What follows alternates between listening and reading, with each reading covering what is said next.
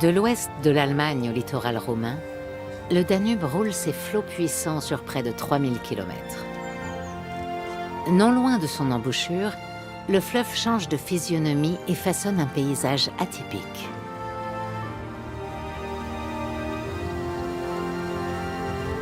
Il se divise en deux, puis en trois bras, jusqu'à former un delta qui assure une fonction écologique essentielle.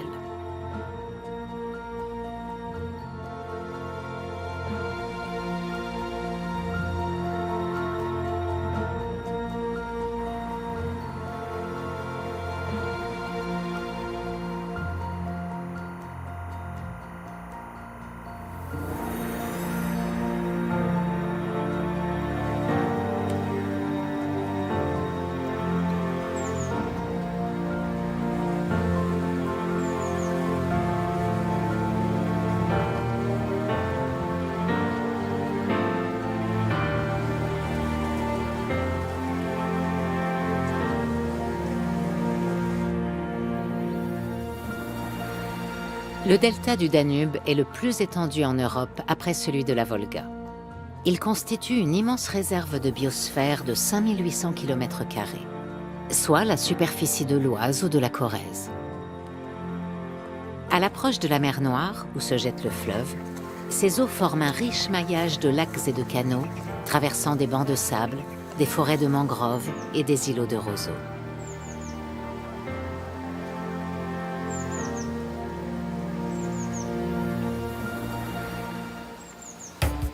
Le Danube arrive ici chargé des sédiments, mais aussi des polluants, rencontrés sur son tracé et celui de ses quelques 150 affluents. Loin d'être anodins, ces apports et leurs effets font l'objet d'études poussées.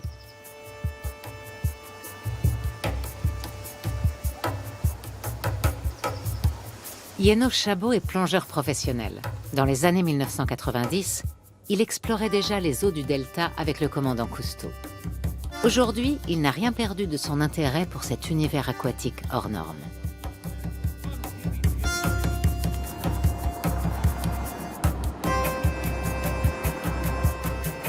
Il se penche actuellement sur le rôle de filtre que joue cette zone.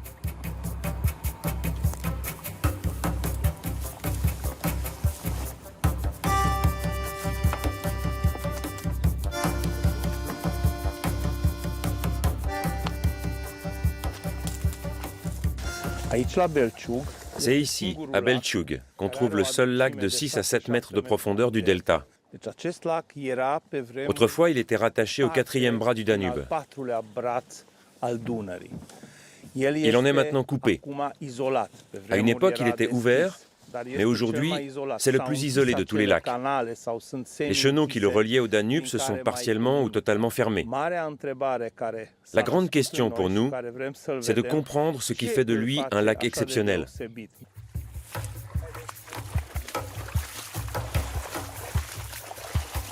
Ceinturé de roseaux, le lac est inaccessible par l'eau depuis quelques décennies déjà. Seuls les initiés connaissent le chemin à peine praticable qui permet de le rejoindre en traversant les marais.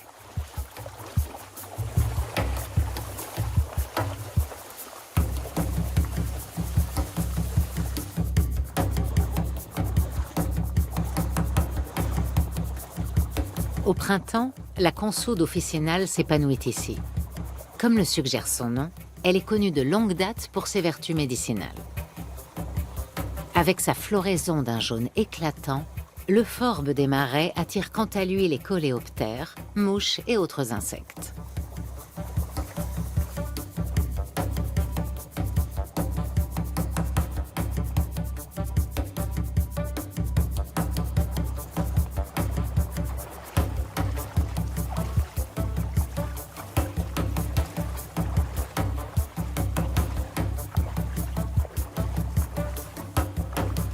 Le petit groupe arrive à destination après 1 heure passée à se frayer un chemin dans les roseaux.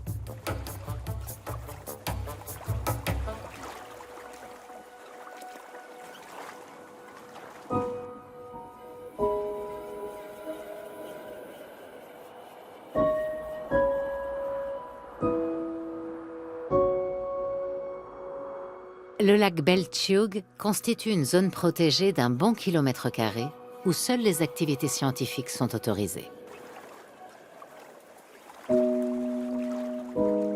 En cette fin de printemps, la température de l'eau atteint tout juste les 12 degrés.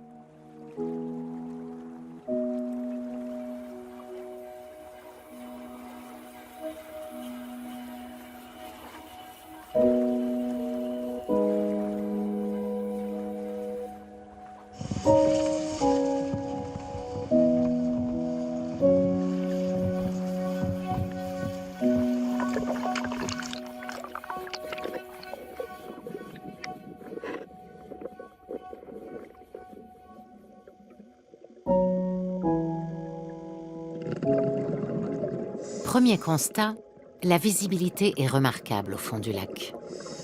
Cela tient d'abord à la présence des moules quaggas qui prolifèrent ici. Elles filtrent de grandes quantités d'eau pour en extraire du plancton, privant au passage les poissons de nourriture.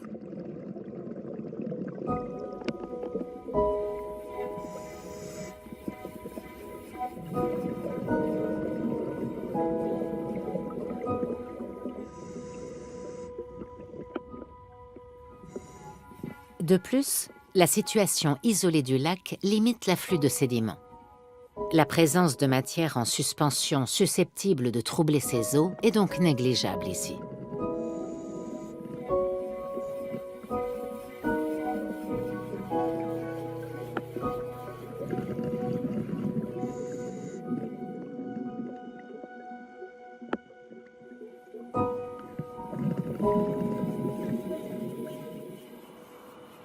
À ce jour, on a recensé plus de 5200 espèces animales et végétales dans la réserve de biosphère.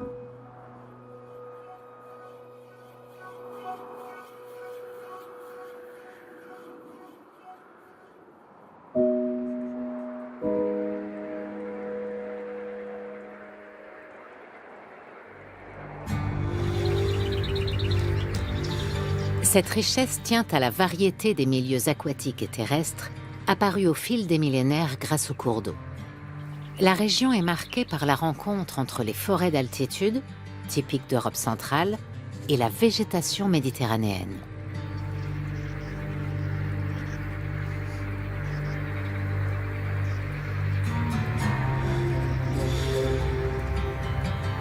Les variations de débit du fleuve ont grandement contribué à la diversité de ces biotopes. Par endroits, le Danube dessine des bancs de sable. Ailleurs, il fait apparaître des étangs et des marais.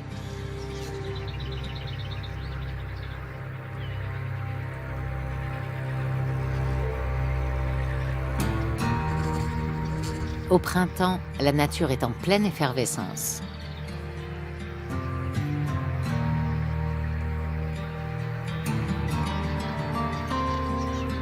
Les hirondelles de rivage trouvent dans le delta les parois d'argile où elles font leur nid.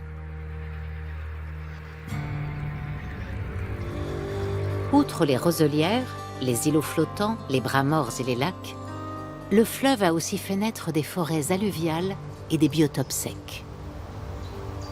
Située dans le nord-est du delta, la forêt subtropicale de l'Étéa est la plus septentrionale du continent. La boue et le sable charriés par le Danube ont produit dans cette zone de grandes formations dunaires. Dépassant parfois 3 mètres de haut, elles couvrent 170 km².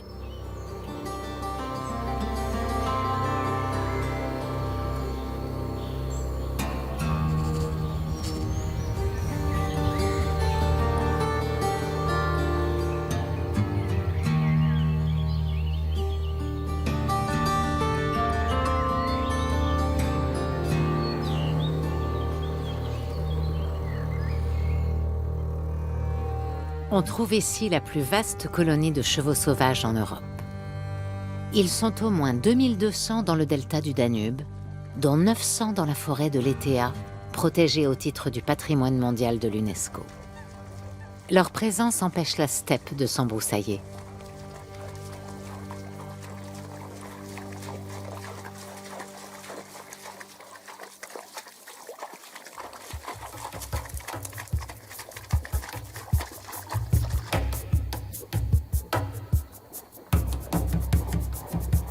Au sein de ce troupeau qui vit en totale liberté, règne la loi du plus fort.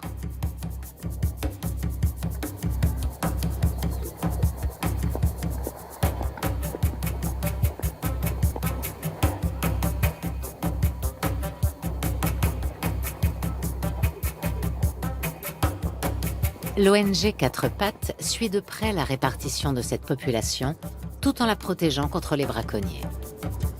Elle assure aussi le suivi de la santé des équidés. Ces chevaux sont considérés comme féraux, c'est-à-dire qu'ils sont retournés à l'état sauvage. Selon moi, ils devraient vivre en liberté. Alors que là, on nous appelle régulièrement quand un cheval est blessé, qu'il a un problème ou qu'il boite, pour voir ce qu'il en est. Si on peut sauver l'animal, on le sauve. Sinon, on fait de notre mieux pour soulager sa douleur.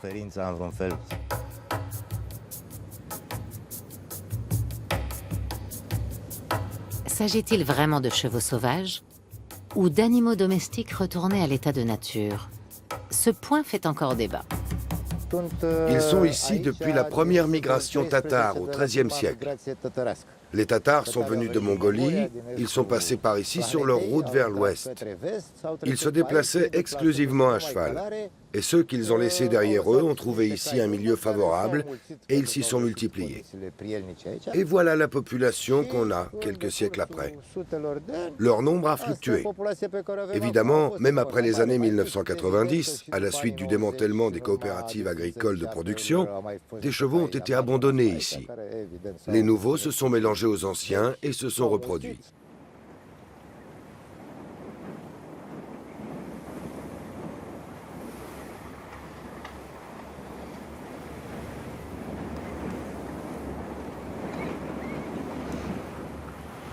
Au printemps, à la saison des amours, il n'est pas rare que les étalons s'affrontent violemment et se blessent.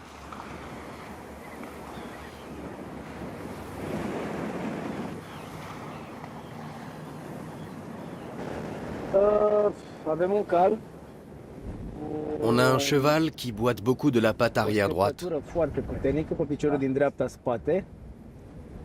Il ne peut même pas la poser au sol. Je pense qu'on va devoir l'endormir pour l'examiner. Si c'est une infection, ça ira. Mais si c'est plus grave, sa patte se déformera. Le vétérinaire Ovidio Rochou décide d'intervenir. Il est rare de pouvoir traiter une telle fracture chez un cheval. Ces animaux passent le plus clair de leur temps debout et le poids qui pèse sur la lésion compromet sa guérison. Un membre cassé est souvent synonyme de mort lente et douloureuse.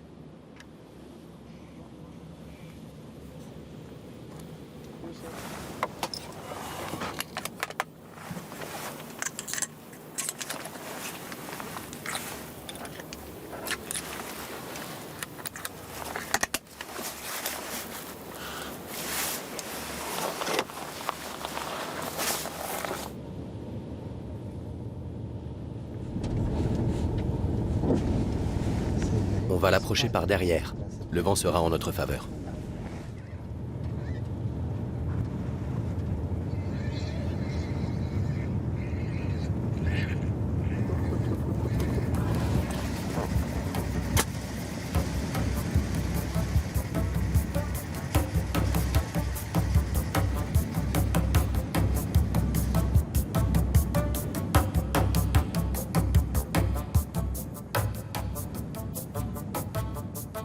Il n'y a plus qu'à attendre.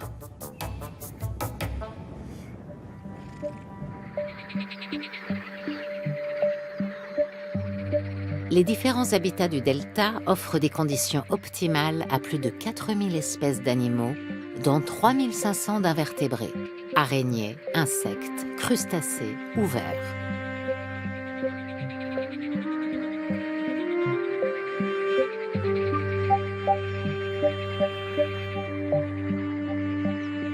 Parmi eux, un moustique bien connu, l'anophèle, vecteur du paludisme.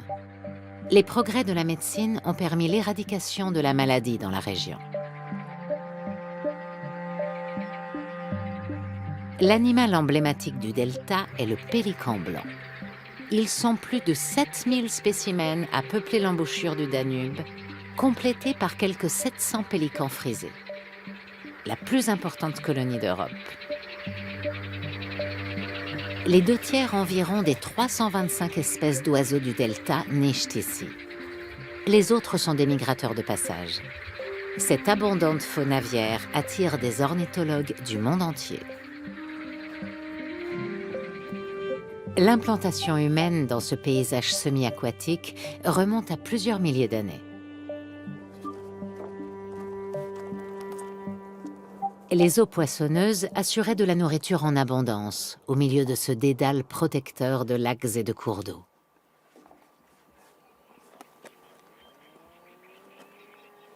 Alex Onofrei a grandi à Zarikyoi, sur la rive du lac Razim, au sud de l'embouchure. Enfant déjà, il aidait son grand-père à relever ses filets et explorait avec lui les moindres recoins du delta. Il a plus tard hérité de ce bateau de pêcheur, qu'il a restauré avec amour.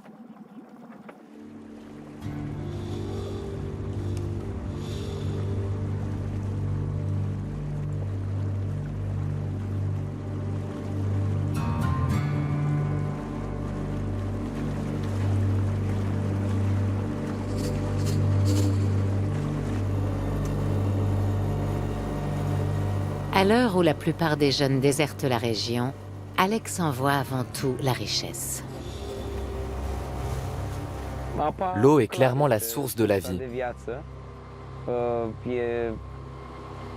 C'est grâce à elle qu'on voit des roseaux verts en été. C'est elle qui attire toutes ces espèces d'oiseaux, chacune avec son propre gazouillis.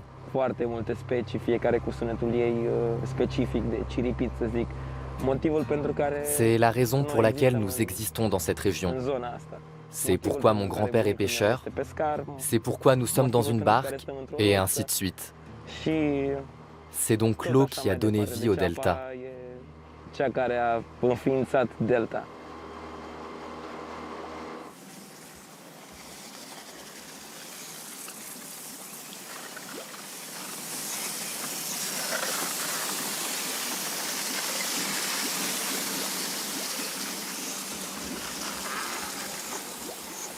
Ces temps-ci, le jeune homme ne recherche plus les coins à poissons.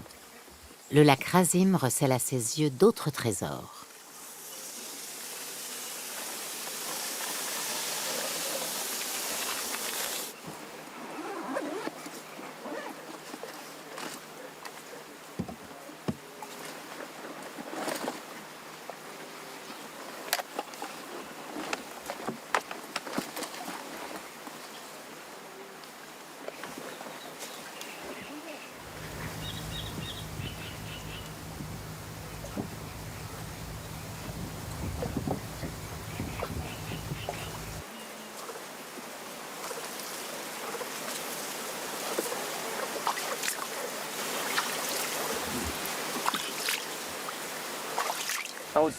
J'entends les roseaux, les oiseaux, les grenouilles, le clapotis de l'eau, et j'entends même un moteur qui vrombit quelque part. Je ne sais pas exactement quel son je veux entendre, mais ça m'inspire. Ce sont des sons qui peuvent s'intégrer dans mes rythmes, comme des grenouilles qui coassent à l'unisson.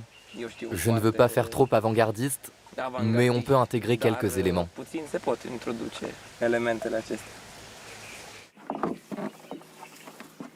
Ces enregistrements vont enrichir ses futures créations.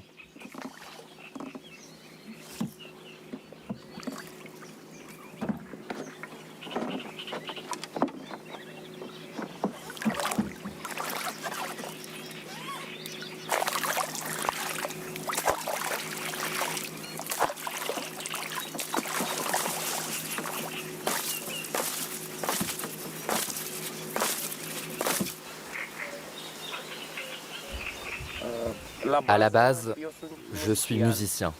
Je joue du piano depuis mon enfance.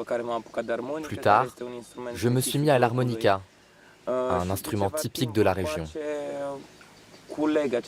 Depuis quelque temps, je recueille ces sons avec les membres de mon groupe pour expérimenter diverses idées musicales. sau pentru, mai bine spus, a experimenta diferite idei muzicale. Certaines peuvent être plus innovantes, d'autres parfois préexistantes. Mais on cherche toujours à trouver notre voie. Et on considère que notre parcours est similaire au cours du Danube, c'est-à-dire au chemin de l'eau. Tout comme l'eau suit son cours et ouvre la voie, traverse les montagnes et laisse tout obstacle derrière elle, on essaye nous aussi de voir si on réussit. De la source à l'embouchure.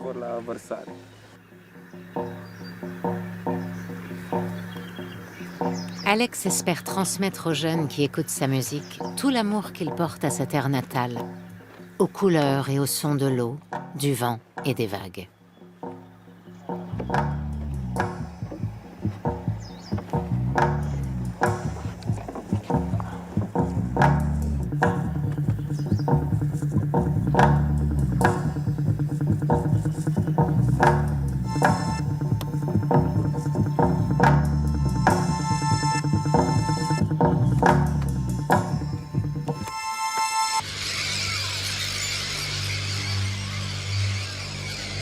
Aux abords de la côte, là où se chevauchent les aires de reproduction des oiseaux de mer et de ceux des marais, le vacarme est parfois assourdissant. Les plus imposants habitants à plumes du delta sont sans doute les pélicans. Les plus abondants, les mouettes rieuses.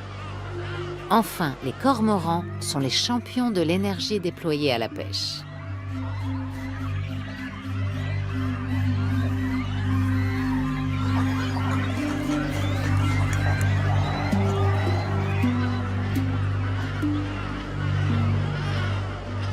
Aux yeux des scientifiques de la Société roumaine d'ornithologie, la région est un laboratoire de recherche d'une richesse infinie.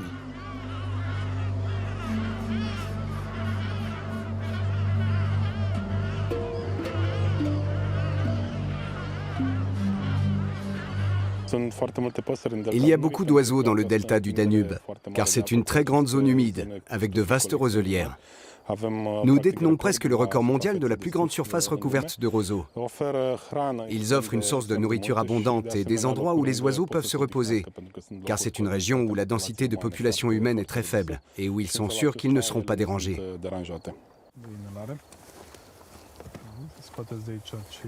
L'ornithologue Emmanuel Baltag et ses collègues capturent régulièrement des oiseaux dans différentes parties du delta, afin de les recenser, de les mesurer et de les baguer. L'objectif est de mieux suivre les allées et venues des différentes espèces.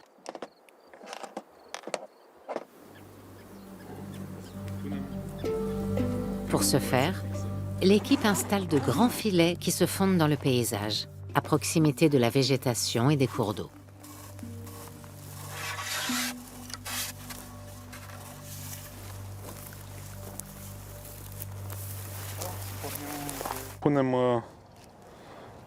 On attache le filet au bâton pour pouvoir l'emporter avec nous.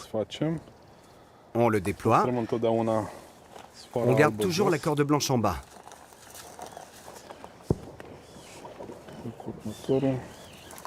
Et on vérifie que les poches sont bien en place.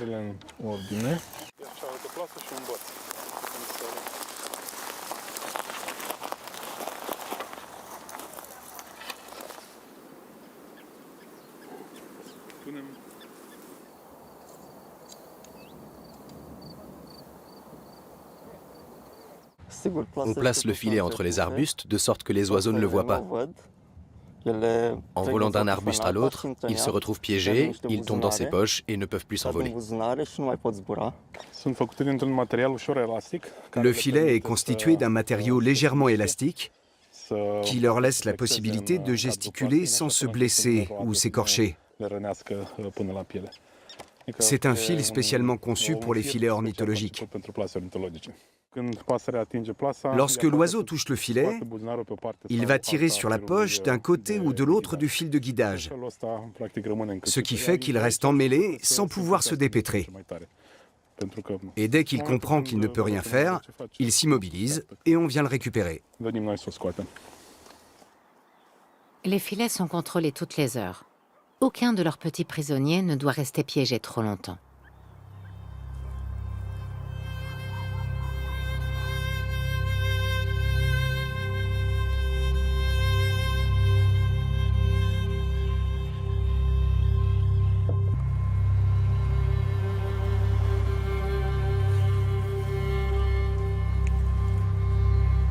Le soir tombe. C'est seulement au petit matin que les oiseaux s'activeront et partiront en quête de nourriture. Les ornithologues pourront alors se mettre au travail.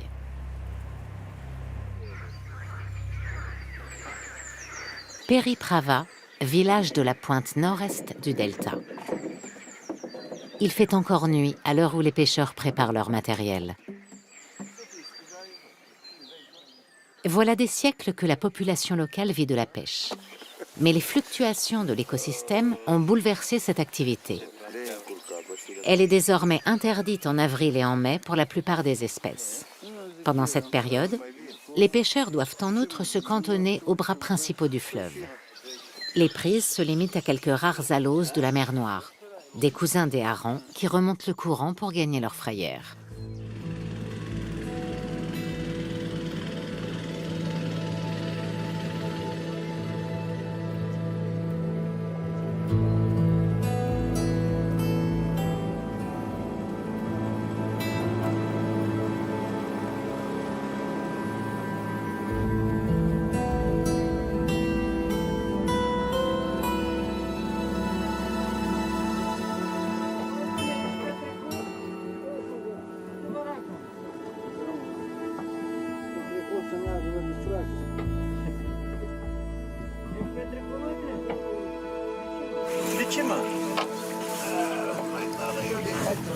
T'as attrapé quelque chose hier, Marine?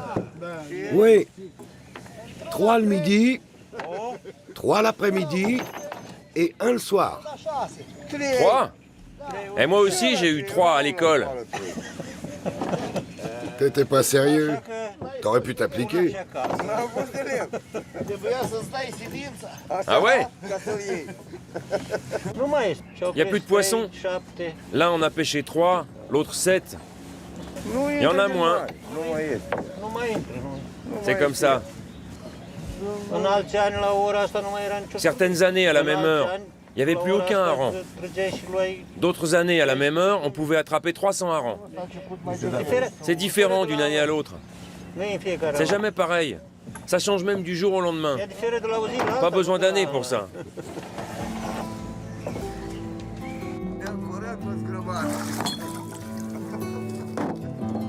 Les 3 hommes laissent leur filet à l'eau pendant 1 heure environ en se laissant porter. À une époque, il leur fallait 3 fois plus de temps pour couvrir la même distance. Mais en amont, le cours du Danube a été aménagé à outrance et resserré. Dans toute l'Europe centrale, des zones inondables ont été converties en surfaces agricoles. La vitesse du courant a ainsi augmenté, ce qui a des répercussions sur le lit du fleuve. Les micro-organismes sont emportés et les poissons ne trouvent plus à se nourrir. Pour les pêcheurs, les conséquences sont très concrètes. Comme souvent, les prises du jour sont décevantes. Ils n'ont attrapé que 7 poissons. Qu'est-ce que je peux faire? J'en attrape 3, lui 4, on les met sur le grill et on les mange, c'est tout. Ça ne couvre ni l'essence, ni notre travail. Que faire? J'en mange un, ma femme en mange un, et c'est tout. La pêche ne permet plus de nourrir les familles. Tout juste reste-t-il de quoi partager un déjeuner.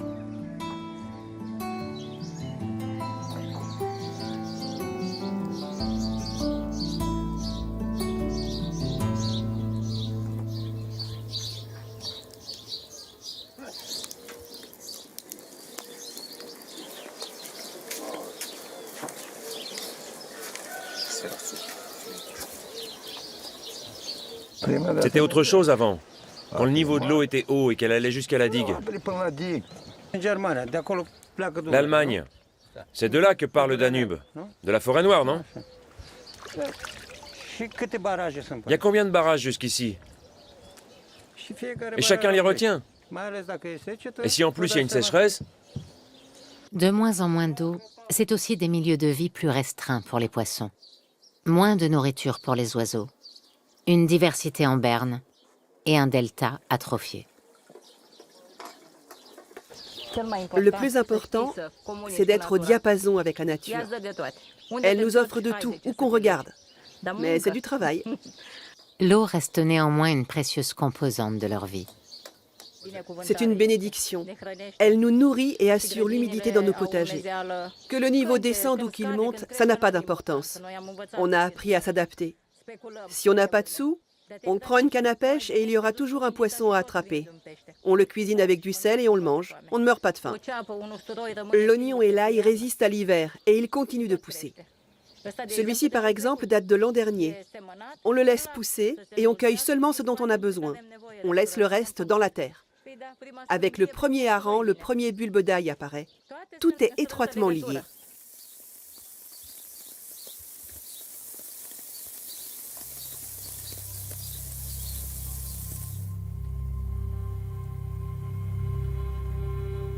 Tandis que le soleil apparaît à l'horizon, le monde des oiseaux s'éveille. Il est temps pour les ornithologues d'aller inspecter leurs filets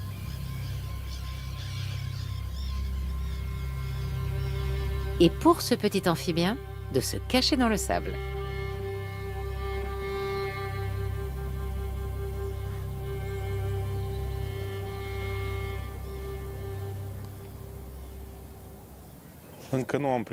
On n'en a pas encore attrapé, car il n'y a pas encore de mouvement chez les oiseaux.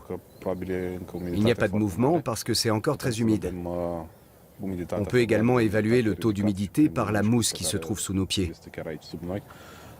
Maintenant, cette mousse est verte et elle présente un aspect étoilé. Plus tard, quand il fera moins humide, elle se desséchera et deviendra brune. La nuit, l'eau apporte une fraîcheur régénérante. La température du sol peut atteindre 50 degrés en journée pendant l'été.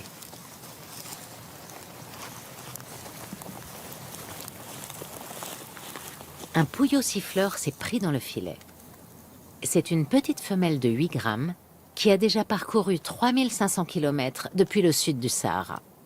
Le delta du Danube n'est pour elle qu'une étape avant de repartir vers la Scandinavie.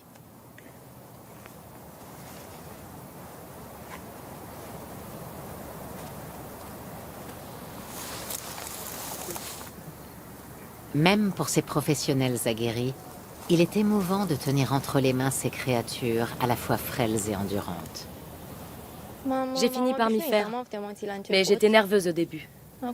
C'est devenu un plaisir à présent.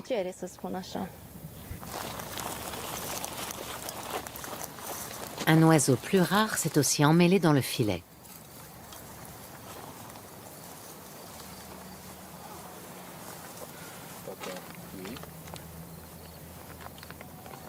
C'est une huppe faciée, Upupa epops de son nom latin. On vérifie d'abord son âge. C'est une femelle adulte.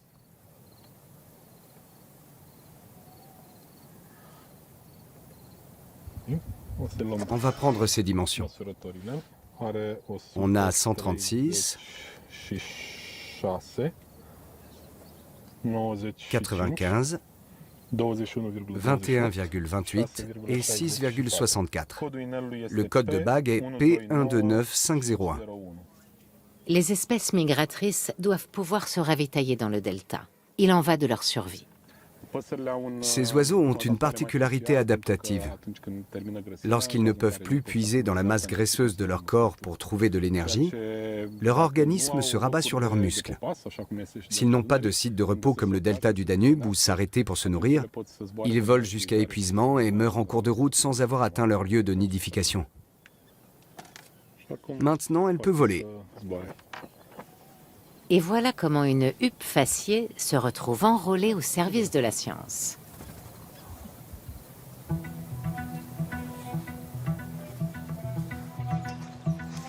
Autour de l'Éthéa, les eaux du Danube ont créé 2 milieux de vie dissemblables au possible. Une steppe sèche et une forêt subtropicale.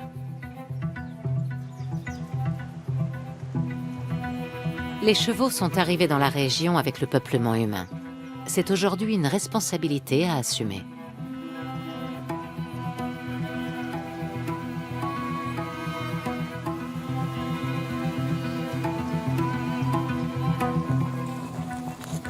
Le jeune étalon qui boite est endormi et peut être examiné. Mais la prudence reste de rigueur.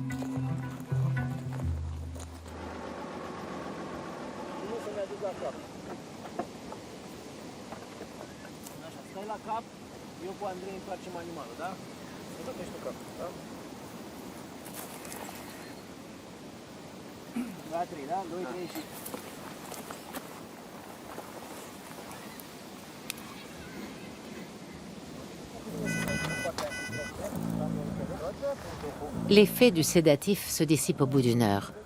Il faut faire vite. Il n'y a pas de fracture. Les zones ne font pas de bruit. Tiens-moi ça. On n'a pas affaire à une fracture. Ce n'est pas irrémédiable. On a une entorse. On va faire une ponction. Peut-être que c'est suppuré.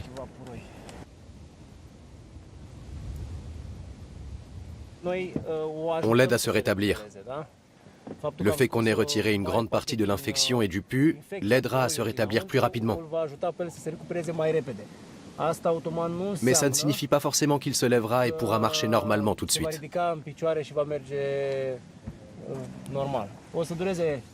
Il faudra probablement une semaine pour qu'il puisse poser la patte au sol correctement et 1 ou 2 semaines de plus pour qu'il guérisse, à condition que l'infection ne se propage pas davantage.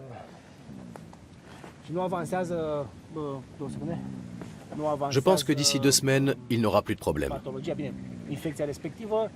Mais ça va prendre un peu de temps. Le réveil est un moment critique. Encore groggy, le cheval risque de faire une chute et de se blesser.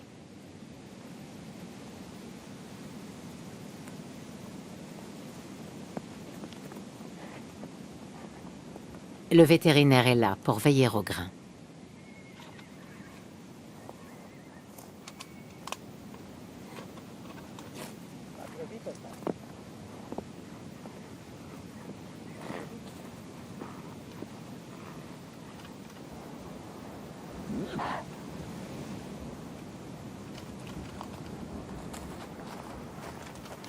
De l'eau aux forêts en passant par les chevaux, chaque composante joue un rôle vital dans la pérennité de ce vaste écosystème.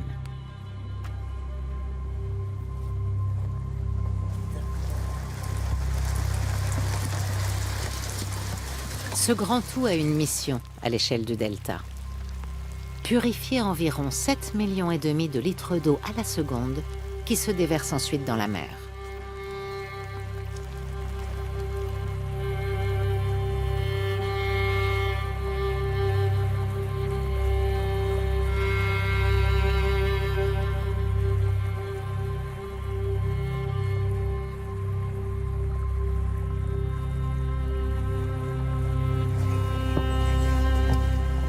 Ce sont essentiellement les îlots flottants qui filtrent l'eau en grande quantité.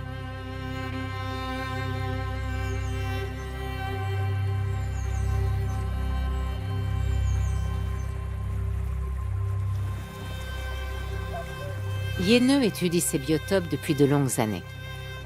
Contrairement à celles du lac Beltchug, leurs eaux sont constamment en mouvement et pleines de sédiments en suspension. Mais la nature sait y remédier.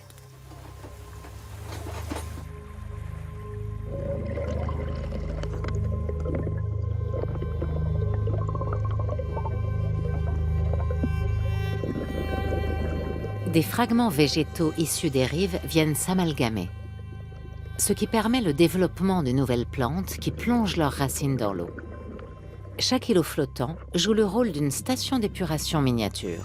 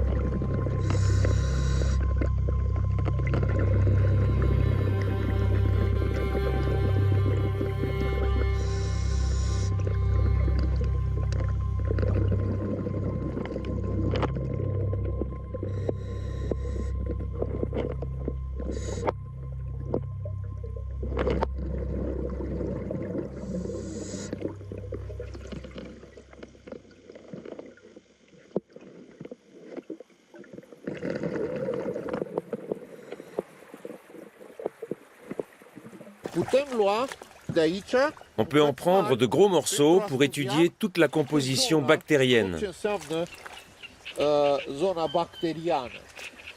Plus elle est aérée par les vagues, plus elle est riche en bactéries qui décomposent les phosphates, les sulfates, les nitrates et tout ce qui est nocif pour nous.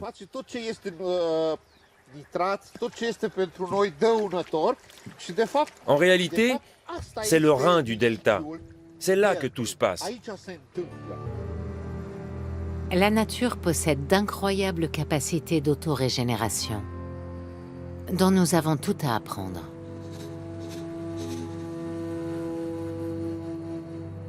Le delta du Danube doit filtrer toute l'eau provenant d'Europe. Toutes ces eaux usées qui ne doivent surtout pas atteindre la mer et la polluer.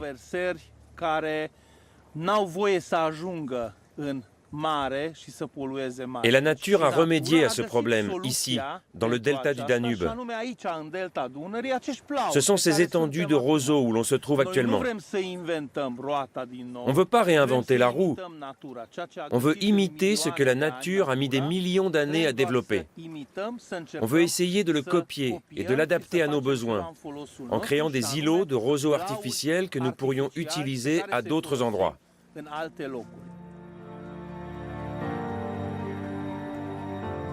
Il a fallu plus de 10 000 ans pour que le delta prenne l'apparence qu'on lui connaît. À vol d'oiseau, moins de 70 km séparent le premier embranchement du Danube de la mer Noire.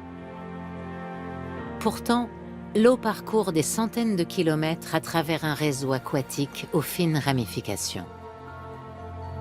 Elle crée au passage un système d'habitat complexe qui purifie chaque jour des centaines de millions de mètres cubes d'eau.